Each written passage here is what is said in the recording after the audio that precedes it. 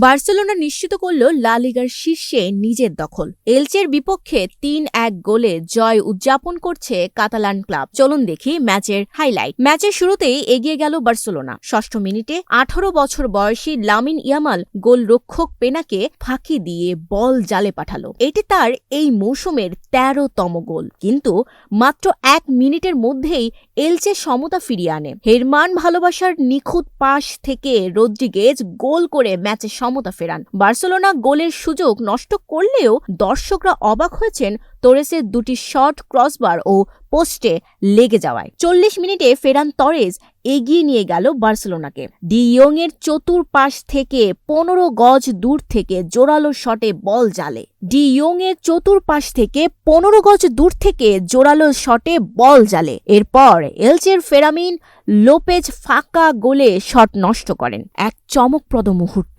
দ্বিতীয়ার্ধে বার্সেলোনা আক্রমণে ছিল আধিপত্যের। ৭২ মিনিটে ইয়ামালের নিচু ক্রস থেকে রাশফোর্ড বল জালে পাঠান। আর ভুল হলো না। এই জয় বার্সেলোনাকে লা লিগার শীর্ষে আরও শক্ত অবস্থানে নিয়ে এসেছে। ২২ ম্যাচে ৫৫ পয়েন্ট নিয়ে রিয়ালের ওপর ৪ পয়েন্টের বাড়তি সুবিধা। Desk report, news flash ৭১।